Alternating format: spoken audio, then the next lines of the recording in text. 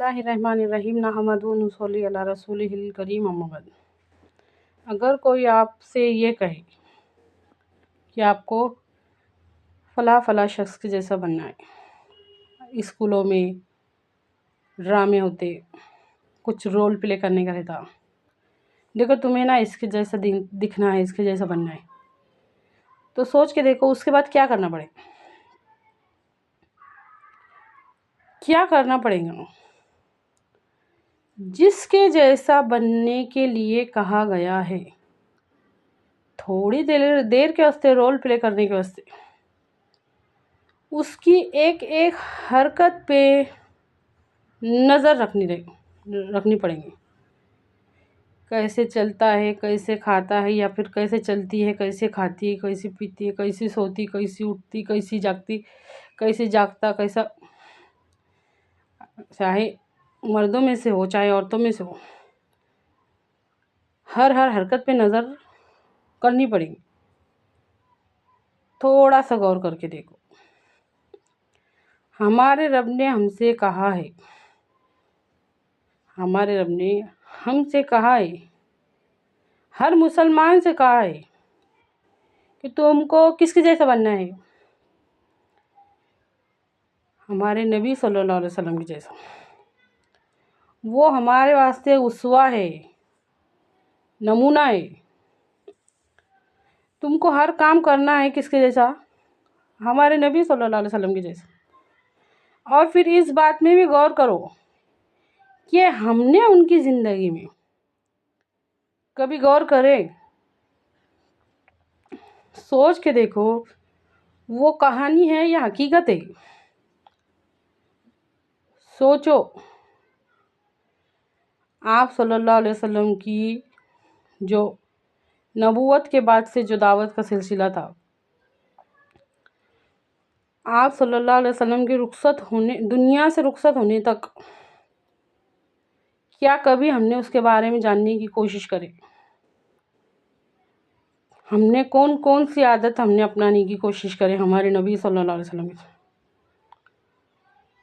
کبھی ہم نے ان کے صبر کو، برداشت کو، ان کی زندگی کو سیکھنے کی کوشش کرے؟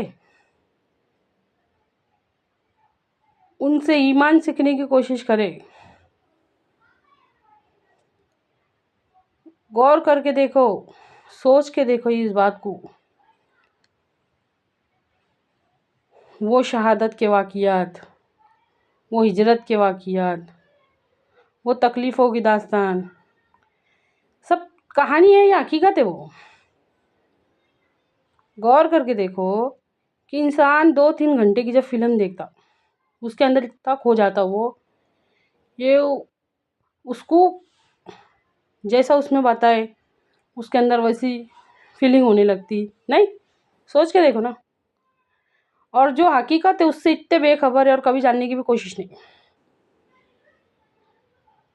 فلم کے اندر کوئی رو رہا تو اپنے کو رونا آتا، کتنے لوگ رہتے ہیں ایسے، سوچ کے دیکھو نا۔ اس میں کامیڈی چلی تو ہم ہنستے، کرتے لوگ ایسا۔ یہ سب حقیقت ہے یا کہانی ہے؟ وہ ہجرت، وہ شہادت، وہ تکلیفیں، وہ مصیبتیں، وہ فاقے، وہ ایک دوسرے کے واسطے جان نچھاور کرنا، قربانیاں دینا، تو یہ سب کیوں؟ یہ سب اسلام کے واسطے، تاکہ قیامت تک کے آنے والوں کو امن اور امان کا، سلامتی کا، انصاف کا، رحم کا، خیر خواہی کا، ہمدردی کا، بھائی چارے کا ایسا دین نصیب ہو۔ اور آج ہمارے معاشرے کی حالت دیکھو، حقیقت کو کہانی اور کہانی کو حقیقت سمجھنے والے ہم لوگ اسلام کے واسطے خطرہ بنتے جا رہے ہیں۔ اچھی طرح سے غور کیجئے اس بات میں، یہ چھوٹی موٹی باتیں نہیں ہیں۔ हकीकत को कहानी और कहानी को हकीकत समझने वाले हम लोग इस्लाम के वास्ते दिन पे दिन खतरा बनते जा रहे हैं। अल्लाह माफ़ करे, हमारी नमाज़ें भी इस्लाम को बदनाम कर रही है, हमारी रोज़े भी इस्लाम को बदनाम कर रहे हैं, हमारा अच्छा अमल भी इस्लाम को बदनाम कर रहा है कि ये है वो लोग ये जो आज हम जुल्म को नहीं रोक सकते। आज हम बुराई करने वालों के साथ दे रहे। आज ये जो हया के जनाजे उठ रहे, इन सब बातों में गौर करके देखो और उस हदीस में गौर करके देखो।